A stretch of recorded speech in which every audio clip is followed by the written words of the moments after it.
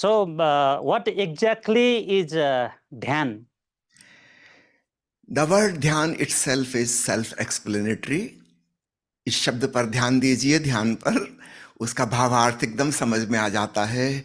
ध्यान का अर्थ है होश, awareness. Normally we use this in our day to day language. हम किसी स्टूडेंट से कहते हैं कि शिक्षक क्या पढ़ा रहे हैं, ध्यानपूर्वक सुनो। हम किसी ड्राइवर से कहते हैं कि ध्यानपूर्वक गाड़ी चलाना, एक्सीडेंट ना हो जाए। तो ध्यान का अर्थ है होशपूर्वक, with full consciousness, with awareness. In day-to-day life, when we say dhyan, it means aware of the objective world. When we use the same word dhyan in spiritualism, it means subjective awareness. Be aware of yourself too. Of course, बाहर की दुनिया का भी ध्यान रखें, उसका ख्याल रखें, उसका होश रहे। हम जो भी काम कर रहे हैं, भोजन कर रहे हैं कि स्नान कर रहे हैं कि बगीचे में सुबह टहल रहे हैं, ड्राइविंग कर रहे हैं, ध्यान पूर्वक करें। लेकिन साथ में ये भी ध्यान बना रहे कि ये कौन है जो भोजन कर रहा है, स्वाद ले रहा है, चाय खा रहा है, सुबह के सैर का आनंद ले रहा है। ये कौन है? वो मैं खुद हूं। तो अपना खुद का ख्याल, self remembrance, self awareness is meditation. तो ध्यान के दो अर्थ हो गए। एक अर्थ हुआ बाहर की दुनिया का होश, एक अर्थ हुआ अपना स्वयं का होश। तो दोनों ही चीजें उपयोगी हैं।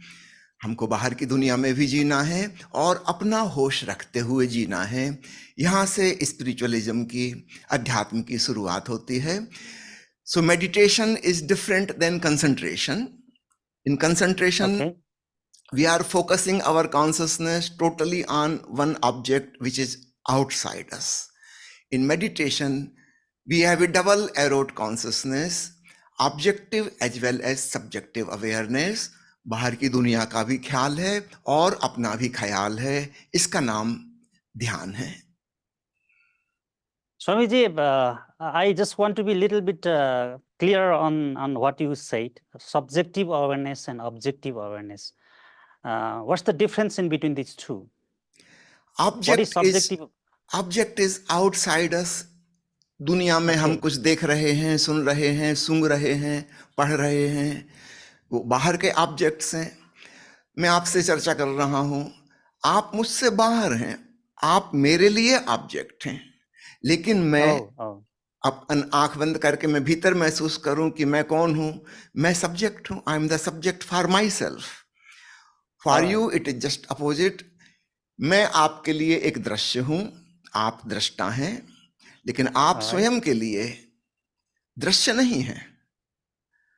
You are the seer, not the scene. So we have to become aware of both the seer and seen. दृष्टा और दृश्य दोनों का ख्याल बना रहे। सामान्यतः क्या होता है, समझो एक आदमी फिल्म देख रहा है टाकीज में बैठ के, वो फिल्म की कहानी में पूरी तरह से डूब गया, अपने आप को भूल गया। इसको कहते हैं आत्मविस्मरण, सेल्फ फॉरगेटफुलनेस। ये आध्यात्मिक ध्यान से विपरीत अवस्था है। बाहर के ऑब्जेक्ट ने पूरी तरह से सारी चेतना को खींच लिया। किसी से झगड़ा हो गया, हमको गुस्सा आ गया, हम उस व्यक्ति पर केंद्रित हो गए जिसने क्रोध दिलाया। हम अपने आप को भूल गए। जो भीतर क्रोध आ रहा है उसका हमें होशो हवास नहीं है। हम एक प्रकार की बेहोशी में हैं। तो जब हम अध्यात्म में कहते हैं बेहोशी, इसका मतलब है स्वयं के प्रति होश नहीं है। और ध्यान का मतलब है स्वयं के प्रति होश, एक सब्जेक्टिव अवेयरनेस। यह subjective awareness can happen without any object. समझो आप अपने कमरे में अकेले बैठे हैं, कोई नहीं है, ना आप कुछ देख रहे हैं, ना पढ़ रहे हैं, ना सुन रहे हैं, बस आप हैं। अपनी मौजूदगी का एहसास करें। Feel your own presence. There is nobody else, nothing happening outside, but you are there. So just enjoy your own presence. अपनी मौजूदगी का मजा लेना, इसका नाम मेडिटेशन है, इसका नाम ध्यान है। ठीक है जी। Swamiji, You said that subjective awareness is to study, I don't know whether it's the applicable term or not, to go inside us deeper and deeper. Am I right? Yes, perfectly right. जैसे जैसे हम अपने प्रति होश बढ़ाएंगे, हमारी स्वयं में गहराई बढ़ती चली जाएगी। सबसे पहले हमें अपनी शरीर की क्रियाओं का पता चलेगा। That is the most superficial layer of our self. मैं चलता हूँ, Alright. उठता हूँ, बैठता हूँ, कुछ क्रियाकलाप करता हूँ। This is physical, people can observe from outside also. फिर मेरा अपने प्रति होश और बढ़ता है, तब मुझे अपने मानसिक जगत का, मेंटल वर्ल्ड का पता चलता है। मेरे भीतर विचार चल रहे हैं, कुछ कल्पना आ गई, कोई स्मृति आ गई, मैं किसी चिंता में पड़ा हूं। ये भीतर की मन की बातें हैं, दूसरे को दिखाई नहीं देंगी, बट Yes, yes. मुझे yes. दिखाई देंगी। मुझे पता है मेरे मन में क्या चल रहा है। जब हम इसके प्रति होशपूर्ण हो जाते हैं, फिर हम एक और गहरी परत पे पहुंच जाते हैं। वो है हमारा हृदय, भावनाओं का जगत।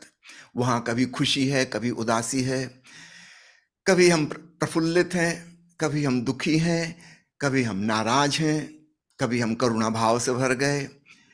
बहुत प्रकार की दुर्भावनाएं और सद्भावनाएं हैं।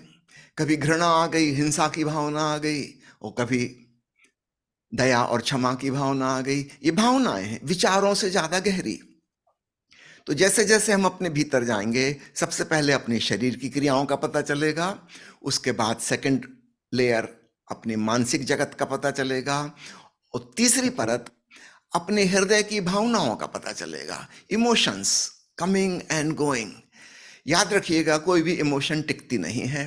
अंग्रेजी में भावना को इमोशन कहते हैं। इसका मतलब है that which is always in motion, in movement, it comes and goes.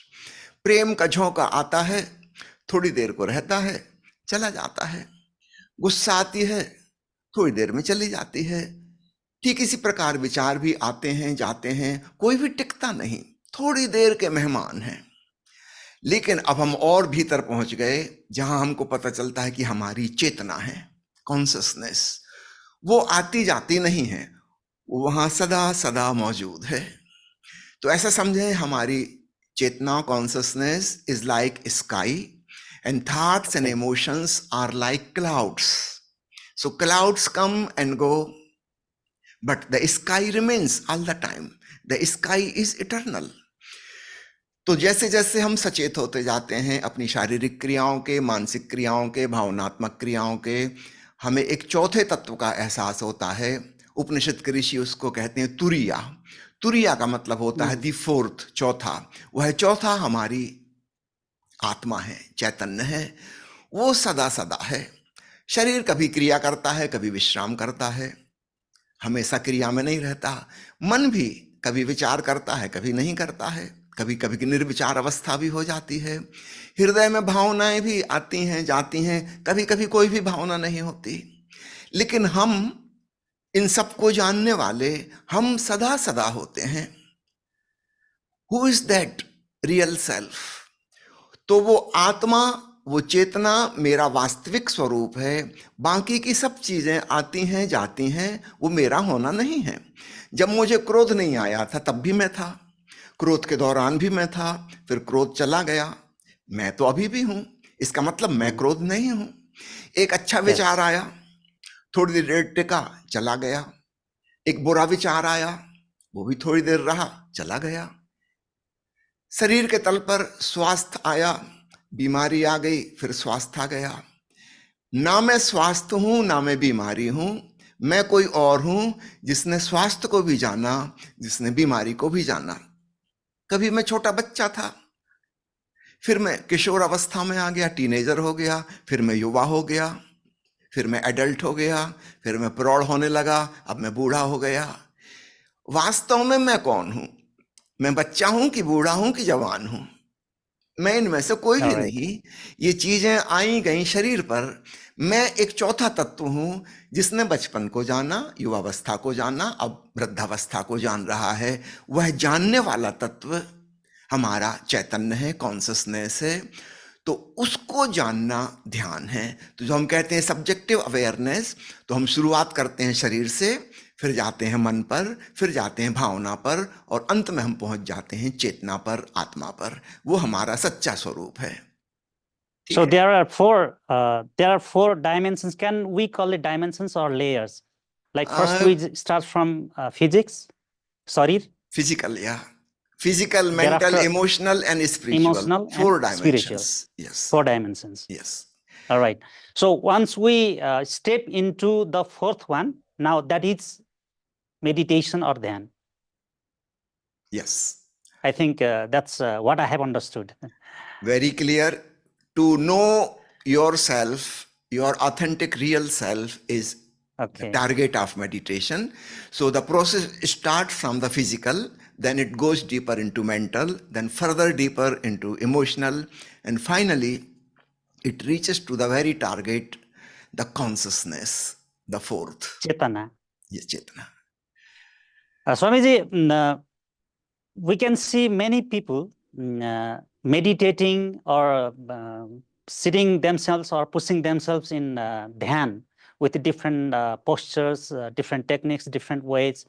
I can see some of the people keeping their fingers in different postures. I do not know how to do that, and chanting the mantra like Om or something like that. So is it dhyan? Can we call it dhyan? Itself, asan, pranayam, mudra, postures are not dhyan, but they can be helpful.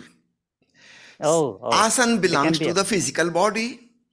Yes. Chanting belongs to the mind. You are repeating a thought or a mantra inside, that is in the mind. If you are speaking the mantra, then using the physical body. So these devices can be used, but don't get obstructed there. वहां पर रुक नहीं जाना है, तो शरीर का उपयोग करना है। आप कंठ से बोल सकते हैं मंत्र, 2-3 मिनट बोल लीजिए, बहुत है। फिर मन ही मन बोल लीजिए, मुंह से मत बोलिए, मन ही मन उच्चार करते जाइए। फिर उसके भी साक्षी हो जाइए कि मेरा शरीर, मेरा मन अभी बोल रहा है, मैं इसको जान रहा हूं। और फिर मानसिक जाप को भी छोड़ दीजिए 2 मिनट बाद। वो जानने वाला चैतन्य जो है वो अभी भी है, जब मंत्र खत्म हो गया। और तब एक अद्भुत घटना घटती है, हमको अपनी ही चेतना में एक महामंत्र ओम जैसी ध्वनि सुनाई देती है, जो हम नहीं कर रहे। We are not using our body, our mind, nothing. It is happening by itself. It is the very music of existence, the celestial sound, something like Om, not exactly Om, but something similar. A humming sound is going on. That is quality of the consciousness. So once we have reached there, then there is no need to chant mantra. The use of asan or mudra is finished, over. Now we have reached to the target. अब 2 प्रकार की गलतियां होती हैं। कुछ लोग हैं जो योगाभ्यास करते रहते हैं, शरीर की कवायद करते रहते हैं, मंत्र जाप करते रहते हैं, आसन, प्राणायाम, मुद्रा इत्यादि इत्यादि करते रहते हैं, और जिंदगी भर यही करते रहते हैं। वो साक्षी चैतन्य तक, ओंकार तक पहुंच ही नहीं पाते। और फिर उनको देखकर दूसरे लोग नफरत करने लगते हैं कि हम जानते हैं इनको इतने सालों से, ये ध्यान कर रहे हैं, इनको तो कुछ हुआ नहीं, ये तो आदमी वैसे के वैसे हैं, कोई परिवर्तन नहीं हुआ, no transformation has happened. Other people start feeling detached कि हमको इसमें इंटरेस्ट नहीं, इस करने से क्या फायदा। तो 2 प्रकार के लोग हैं, दोनों गलतियां कर रहे हैं। जिन्होंने आसन, प्राणायाम, मुद्रा, बंध, मंत्रोच्चार छोड़ दिया, वे भी गलत हैं, इसका उपयोग करना होगा।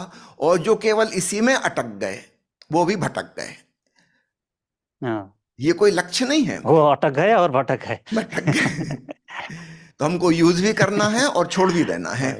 It is just, meditation is like medicine. When we are sick we take the medicine, but once we are healthy we forget all about medicine. अगर हम भी अभी भी मेडिसिन लेते जाएंगे तो अब तो उसके साइड इफेक्ट हो जाएंगे, नुकसान हो जाएगा, लाभ नहीं होगा। ठीक ऐसे ही मेडिटेशन भी एक औषधि है. These 2 words, medicine and meditation, has come from the same Greek root, which means healing. So medicine heals our physical body and meditation heals our consciousness. So both have the healing capacity. तो लेकिन इनका उपयोग तभी तक करना है जब तक हीलिंग नहीं हुई। जैसे ही हम अपने साक्षी चैतन्य में रम गए, ओंकार की ध्वनि गूंजने लगी, बाकी की चीजें अब व्यर्थ हो गई, उनको छोड़ दो। महर्षि पतंजलि ने अपने योग शास्त्र में अष्टांग योग की बात कही है, जहां उन्होंने शुरुआत से गिनाया है। उसमें आसन आ गए, प्राणायाम आ गया, उसके बाद प्रत्याहार आ गया, फिर अंत में 3 चीजें आती हैं, धारणा, ध्यान, समाधि। वो असली बात है, धारणा, ध्यान, समाधि। लेकिन लोग बाहर की 5 चीजों में अटक के रह जाते हैं, यम, नियम, प्राणायाम, आसन इत्यादि इत्यादि, बस यही करते रहते हैं। तो Yes, ये yes. तो पतंजलि के द्वारा बहिरंग कहे गए हैं, योग के बहिरंग, outer steps towards the yoga. असली बातें 3 हैं, धारणा, ध्यान, समाधि, उनको कहा है योग के अंतर अंग। तो ऐसा समझे 5 सीढ़ियां हैं मंदिर की, और फाइनल 3 स्टेप्स में हम मंदिर के भीतर प्रवेश करते हैं। तो कुछ नासमझ हैं, वो मंदिर की सीढ़ियों पर बैठ गए और वो वहीं बैठे रहते हैं जिंदगी भर, वो भी मंदिर में नहीं पहुंचे। और जब वो मंदिर में And नहीं पहुंच पाए तो उनको देखकर दूसरे लोग चिढ़ने लगते हैं कि हम इनको जानते हैं, इतने सालों से कर yes, रहे हैं, कुछ तो इनको yes. हुआ नहीं, वैसे के वैसे हैं। वास्तव में उनको कुछ नहीं हुआ, साधारण आदमी जैसे ही हैं। इसलिए अन्य लोगों को फिर एक प्रकार की विरक्ति हो जाती है, वो कहते हैं योगाभ्यास में कुछ नहीं रखा। उन्होंने फिजिकल एक्सरसाइज Mm, को ही योगाभ्यास समझ लिया। योग के 8 अंग हैं, yes. उन्होंने पहली और दूसरी सीढ़ी को ही सब कुछ समझ लिया। तब तो बात नहीं बनेगी, ऊपर मंदिर तक जाना है Uh, धारणा, ध्यान, समाधि में। ठीक है जी। So, Swamiji, when we sit for dhyan, uh, well, the physical bodies or whatever the gestures and other things, mudras and whatever the things that we use, that can be somehow managed. But once we sit for meditation or dhyan, then start thoughts. And even after we go beyond the thoughts, there come feelings. So how to get rid of these 2 things so that finally we can reach at the 4th stage? What you have said is turiya. If we take an Well, how can we do it? Yes, this question is asked by all the meditators because somehow we have got a wrong concept. हमारी धारणा गलत है। हम सोचते हैं कि मन से लड़ना है, अपने हृदय की भावनाओं का, प्रकृति का विरोध करना है, उनको रोक देना है। जैसे ही हम ये शुरू करेंगे, हम बुरी तरह से थक जाएंगे और हार जाएंगे। इसमें हम कभी नहीं जीत सकते। हमें अपने मन से लड़ना नहीं है, मन को वॉच करना है। ये 2 बातें बिल्कुल अलग अलग हो गई। एक में हम विचारों के विरोधी हो गए, दुश्मन हो गए, और हम कह रहे हैं कि इन विचारों को हम हटा देंगे, मिटा देंगे, अपने मन से बाहर निकाल देंगे। भीतर कोई भावना आ गई और हम उसके शत्रु हो गए और हम इस भावना का गला घोंट देंगे। इस प्रोसेस में हमने अपने भीतर एक अंतर युद्ध, इनर वार शुरू कर दिया, और इस वार में हम हारेंगे। क्यों? क्योंकि विचारों को, भावनाओं को जो शक्ति चला रही है वो भी हमारी ही शक्ति है और हम ही उससे लड़ रहे हैं। ये तो ऐसा हो गया मेरे बाएं हाथ और दाएं हाथ का झगड़ा हो जाए और दोनों एक दूसरे पर अटैक कर दें और एक दूसरे को लहूलुहान कर दें। कौन जीतेगा, लेफ्ट की राइट? कोई नहीं जीत सकता। मैं हार जाऊंगा क्योंकि दोनों में मेरी ही ताकत काम कर रही है, इस तरफ से भी उस तरफ से भी। ये तो कोई जीत हार हो नहीं सकती। लेकिन इस पूरी प्रोसेस में I am wasting my energy, I will be exhausted, tired, and I will take a wrong conclusion that I am very weak, I can not do meditation. ये ध्यान वगैरह मेरे लिए नहीं है, मेरे वश के बाहर हैं। तो गलती कहाँ हो गई? हमारी धारणा गलत थी। वो जो कंसेप्ट था कि ध्यान क्या है, वो ही गलत था। ध्यान का मतलब है दृष्टा भाव, साक्षी भाव। हमें देखना है चुपचाप कि क्या हो रहा है। एक विचार आया, स्वागत है, आने दो। थोड़ी देर रहा, वो चला गया, और दूसरा आ गया। हम चुपचाप देख रहे हैं। I am the host, the thoughts are guests, they come, stay for few seconds and then they go by themselves. We don't have to invite, we don't have to push them out. We just watch as a host. I have nothing to do with them, totally indifferent, no friendship, no enmity, just a witness, a watcher. जब हम उपेक्षा भाव से उनको देखते हैं, भगवान बुद्ध ने उपेक्षा शब्द का बहुत उपयोग किया है। उपेक्षा, इंडिफरेंट, ना हमारी दोस्ती है ना दुश्मनी है, आए हैं तो ठीक, चले जाएंगे तो ठीक, ना हमने बुलाया ना हमने उनको हटाया, हम चुपचाप अपने साक्षी भाव में रम गए। तब हम पाएंगे धीरे धीरे विचारों का आना कम हो गया, because we are not taking interest in them. कोई गेस्ट आपके घर में कब आता है? जब आप उसको चाय पानी देते हैं। अगर आपने इंटरेस्ट लेना बंद कर दिया, आप नमस्कार भी नहीं करते, विदाई भी नहीं देते, वो कहेगा ऐसे आदमी के घर क्यों जाना, वो आना ही बंद कर देगा। तो हमारे विचार और हमारी भावनाएं धीरे धीरे हमारे घर आना बंद कर देते हैं और हम अपनी शांत निर्विचार अवस्था में स्थित हो जाते हैं। तो ध्यान की परिभाषा खूब अच्छे से समझ लें तो फिर ये गलती नहीं होगी। हमको वॉचफुल होना है, होस्टाइल नहीं होना है, फ्रेंडली भी नहीं होना है। हम भली भांति जाने कि मन में जो कुछ भी चल रहा है ये वास्तव में मेरा नहीं है। जितने भी विचार हैं ये बाहर से किसी ने हमको दिए हैं, माता पिता ने सिखा दिया, भाई बहनों ने सिखा दिया, फिर स्कूल में कॉलेज में शिक्षकों ने सिखा दिया, फिर हमने कुछ किताबों से पढ़ लिया, कुछ टेलीविजन से देख लिया, कुछ यूट्यूब चैनल से देख लिया, बाकी का ज्ञान गूगल ने हमारे भीतर भर दिया। इसमें हमारा क्या है? मैं जब पैदा हुआ था मुझे कोई भाषा नहीं आती थी, किसी शब्द का अर्थ नहीं पता था, मेरे भीतर कोई विचार नहीं था। और उस अवस्था में साल 2 साल हर बच्चा जीता है। फिर धीरे धीरे वो कुछ शब्द सीखता है, फिर बोलना सीखता है, फिर विचार। तो सारे विचार बाहर से आए, they are all foreign elements, they don't belong to me. It means I can be without them sometimes. Of course they are useful, I will use them. जब आप ऑफिस में हैं, फैक्ट्री में हैं, दुकान में हैं, जहां विचारों की गुणाभाग की जरूरत है, आप अपने ज्ञान का उपयोग करेंगे। स्कूल कॉलेज में जो सीखा है, जहां आप अपने घर आ गए, विश्राम कर रहे हैं, अभी उन विचारों की क्या जरूरत है? Just put the mind of and enjoy your time. ये कला ध्यान में आ जाती है कि जो हमको जरूरत होगी, mind is just a biological computer. जैसे वैज्ञानिकों ने AI बना ली है, आर्टिफिशियल इंटेलिजेंस, ये हमारी नेचुरल इंटेलिजेंस है। It is also mechanical. ये छोटी सी खोपड़ी में वो बायो कंप्यूटर फिट है, उसमें बहुत सारी इंफॉर्मेशन फीड कर दी गई है बचपन से लेकर आज तक। जैसे ही यह भाव आता है कि ये विचार मेरे नहीं हैं, हम उनसे डिस्कनेक्ट हो जाते हैं। अगर मैं समझता हूं कि ये विचार मेरे हैं, तब तो फिर उनसे नहीं छूट सकते। वो जो अटैचमेंट है, मेरेपन की भावना, मोह प्रवृत्ति, ये मेरे हैं, तब तो फिर मुश्किल ही लड़ने बरने तैयार हो जाऊंगा। कोई मुझसे कह देगा कि आपका ये विचार गलत है, झगड़ा खड़ा हो जाएगा। आई विल फील इंसल्टेड, आपने मुझे गलत कह दिया। यदि मुझे पता है कि ये मेरे विचार नहीं है और कोई कहेगा कि ये विचार गलत हैं, मैं भी हंसूंगा कि हो सकता है गलत हो, मुझे क्या पता, ये मेरे नहीं है। मैंने यहां वहां से इकट्ठे कर लिए थे, हो सकता है गलत हो। फिर मुझे चोट नहीं लगेगी क्योंकि मैं विचारों को मेरा मानता ही नहीं हूं। It is collected information, feeded in this small bio computer. It may be right, may be wrong, I don't know, I am somebody else. तो यह भाव आते ही विचारों के साथ हमारा जो आइडेंटिफिकेशन है वो टूट जाता है।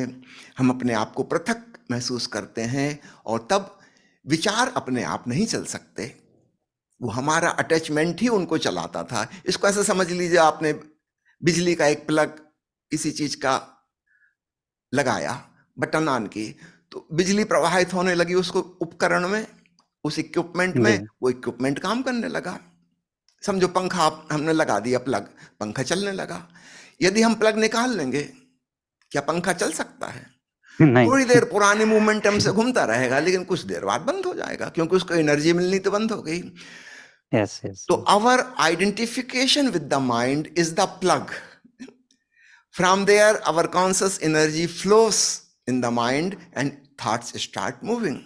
If we unplug this, that means we become disidentified. ये विचार मेरे Disconnected. नहीं हैं, तो विचारों को ऊर्जा मिलनी बंद हो गई। हमारी आत्मा ही तो उसमें शक्ति डाल रही थी, और जब शक्ति डालना बंद हो गई तो कितनी देर चलेंगे? 2-4 मिनट पुराना मोमेंटम धीरे धीरे धीरे खत्म Yes, हो yes. जाएंगे। तो इस प्रकार मन से लड़ना नहीं है, झगड़ना नहीं है, चुपचाप देखना है साक्षी बनकर। इसको कहते हैं विटनेसिंग कॉन्शियसनेस, वॉचफुलनेस। ये ध्यान का सूत्र है। ठीक है।